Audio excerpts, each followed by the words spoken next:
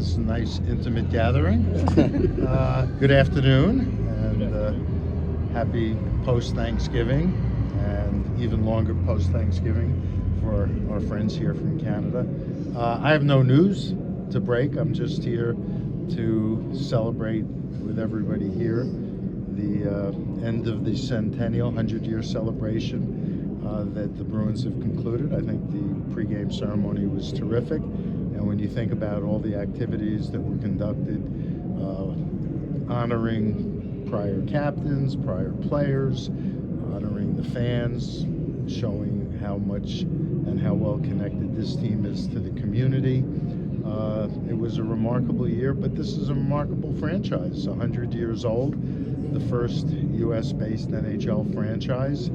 It's been under the same ownership for about half of its duration, and so that everything that went on here in Boston for the Bruins is a testament both to the organization and to the amazing fans. Boston has great sports fans, but I don't think any of the sports fans are any better than the hockey fans. This is just a great hockey community.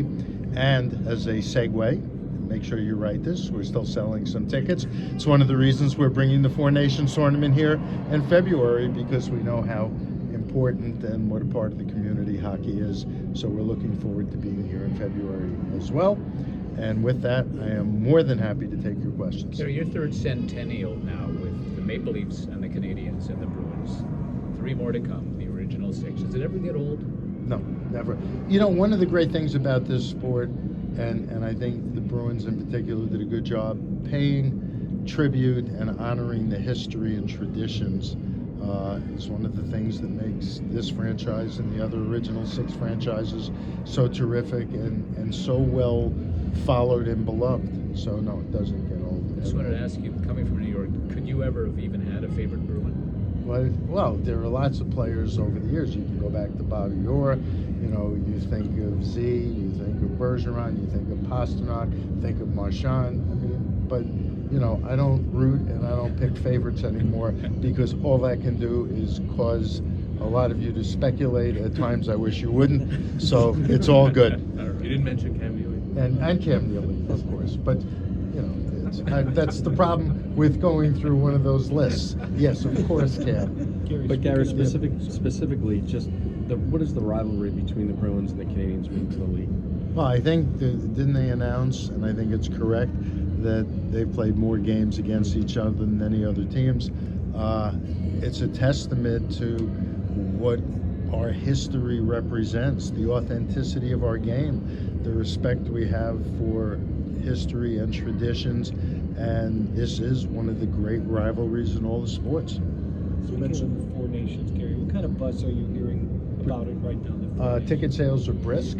So again, right, while you're covering it, to the extent there are a limited number of tickets left, they're going quick. They make good stocking stuffers. But it's the excitement is palpable, not just among fans, but among the players. And that's one of the reasons we've brought back international best on best. We know how important it is to our players to represent their countries. And so we're really looking forward to it. Gary, over 30 years for you now in this league. Who's counting? Exactly. But in so many new buildings, arenas in the mid-90s, did you envision anything like what this would become? Because it's so different than when it first opened, at least here. Here or everywhere? Here, and then I'm wondering if there's anything to compare it to. You know what? Every team, every market, every fan base creates its own traditions. Buildings are different for a variety of reasons. Sometimes it's the market, sometimes because they're sharing with a team in another sport. But you know, I love going to all of our buildings. That's one of the reasons I try and get around the league, because the vibe, the feel, the building, game presentation, the fan reaction, the traditions around the game, celebrating goals, chanting against the other team. It's all part of what makes our game so good, in person in particular. Regarding the Four Nations, do you sense different trends between both markets? Is there one of the markets that's doing better than the other? No, both are doing well, and we knew by going to both Montreal and Boston there would be great support for the event, and we're excited about being in both places. What events are going to be around the tournament in each city? What things in addition to the game? There'll be itself? things that we do, but if we haven't announced them, I'm not breaking news today. I'll leave it to my events people when they're ready to give the specifics. But it isn't just about the games. How often did you hear from players that they wanted to get back on the internet? Well, that's the reason ultimately we decided to go back to the Olympics. As you all know, there is an element of disruption by taking a couple of week break to go to the Olympics. But it was clear to me that it was important to the players based on where they all come from, based on the long-term traditions of the game. Although people tend to forget that prior to '98, when I figured out how to get them into the Olympics, it wasn't NHL players who went to the Olympics, but the players, and including on a one-on-one basis, made it clear to me that this was important. And in fact, when we announced we were going back, it was All-Star Weekend, a number of the players came up to me and said that they were thrilled and thankful that we were doing it. We got it, and on balance, it's still going to be a little disruptive, but on balance, we think it's going to be worth it. Gary, is this the most harmonious you've felt with the PA in the league since you've been on board? Absolutely. Marty Walsh is turning out to be a great partner. We have a little collective bargaining to do, which will start in February, and I'm pretty confident I won't change my answer to the question when you ask me in a year. I think both organizations are working very well together, and I'm pleased to have Marty as a partner and now as a friend. How hard did Marty push for Boston to be part of the Four Nations? How far what? How hard did Marty push for Boston to be part of the Four Nations? This was really collaborative. I mean, it's not about hard to push buttons or how hard they're being pushed. It's really more a question that we're working together to figure out what the best, most sensible things to do are for the game, for the players, and for the league. The PWHL has just started its second Yes. season. Is there anything further we should expect between both leagues? We have, from the inception, been helpful, cooperative, anything they've asked of us to get up and running. They had a great first season, and now that they've had a little more time to button down things, I'm confident they're going to have an even better second season, so we're excited for them. From a Centennial point of view to first-year franchise, early going, just what have you thought of the feedback on Utah? Utah's doing great. I mean, listen, when you think about what Ryan and Ashley Smith accomplished in a short period of time once they closed on the franchise in terms of getting training facilities, moving the players, the organization, selling tickets, doing everything that you have to do for a franchise, it is almost unbelievable how well they did it and what they accomplished.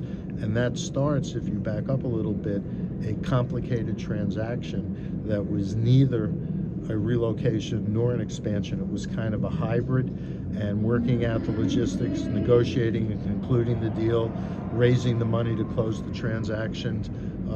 It's been terrific, and in addition to bringing us to a new place that has incredibly well received NHL hockey and the players, it solved the problem that we had in Arizona, because it made no sense to continue playing in a college rink. It wasn't professional level, and the prospects of solving that problem were at least 5 years off.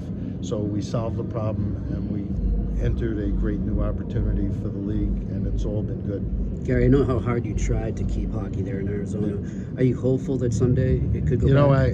To the extent I get calls about interest, I say the first conversation we have to move forward is, what are you going to do about a building? And that's been the problem throughout the last few years. And until that problem is solved, there's really nothing to talk about. But it was a good market, and I think it would be a good market, but the building is still an issue. Gary said recently that you'd like to have CBA hopefully done by the summer, just based on the way you just characterized. That would be nice. Just based on the way you characterize the relationship with Marty and the fact that you're getting started in February, is there any potential that it happens sooner? You know, it would be purely speculative on my part to answer that. It's really more of a question, and Marty's got a responsibility to his players. He's got a lot of players to talk to. In terms of that level of communication, my job's a little bit easier, right? In terms of the number of people I have to interact with to do this. don't put a hard wall in terms of focusing on how long this is going to take. I hope it'll go smoothly. I hope it'll go quickly, but don't read too much into it in case it takes a little longer than people are speculating. That doesn't mean the process is not working right or we're not getting along. There may be a bunch to do, and in terms of making sure our constituents on both sides are fully informed, sometimes that takes time. There is a lot of speculation that the cap could rise. That there's some hope on potentially both sides of this. That it goes up. You know what? I've seen that speculation, and it hasn't been based on the numbers as we understand them, and it would require us to forge a new agreement on how to compute the cap for next year for that to be the case, and we haven't had those discussions yet at all. So I wouldn't rule anything in or out, but that those stories were a little bit too far out in front of where the reality lies. Would a massive jump in the cap? I'm sorry? Like if the cap were to take a huge jump in one swoop, we saw in the NBA recently that it did what it did in terms of the market. I mean, how do you feel that the market would behave? I like smooth and steady. Well, so then, Which it is would why require a negotiation. that's why it's a negotiation, and it hasn't even been decided or discussed yet. No discussions yet. So when I say it's smooth and steady, that doesn't mean I have any numbers in mind. It doesn't mean the cap couldn't conceivably go up faster, but we're not anywhere near to having anything like a substantive discussion on Is that a scenario you would rather avoid? A significant jump in As I said, I prefer smooth and steady. Gary, I just got back from Belfast yesterday. I was Welcome. over there for the Friendship Floor. I was astonished at the buzz around not just that, but also the NHL and hockey in general. Is there any plans to get to Ireland or the UK in the future? Well, I was there a couple of years ago. It's a great country. It was. There is a lot of worldwide interest, whether it's Ireland. Somebody just reported to me that NHL hockey is incredibly popular in India. I mean, and so we are more focused now that we're bringing back international competition and we're working more closely with the Players Association. I think you'll see us in more places. Does the league have any position on the CHL players coming down to play NCAA hockey? The NCAA made whatever decision, and we're all going to have to adjust, and I believe we will, and it's something I think we need to talk to the Players Association in terms of how our entry rules will work in a new world, and that's something we're going to continue to study, and we'll wind up discussing. Gary, when it comes to the Olympics, going beyond just this upcoming one in Italy, do you think you'll go game by games? No, I think I've been pretty clear on this. I'm envisioning the next 8 years after we do Four Nations, Olympics, World Cup, 2 years later, Olympics, World Cup, and I think we're going to try and be on that cycle. Now, things could intervene that might cause us to reevaluate, but our intention is to move forward again because we know how important it is to the players, and we know the fans like it as well. Yes, there is some disruption to the season, but you got to balance that. Gary, the league's doing great right now, but we hear things out of Winnipeg and Ottawa. Are you worried about those markets at all? The things I'm hearing is those franchises have great ownership, great fans, and they're on the right trajectory. Great. Thank you. Thank you. Enjoy.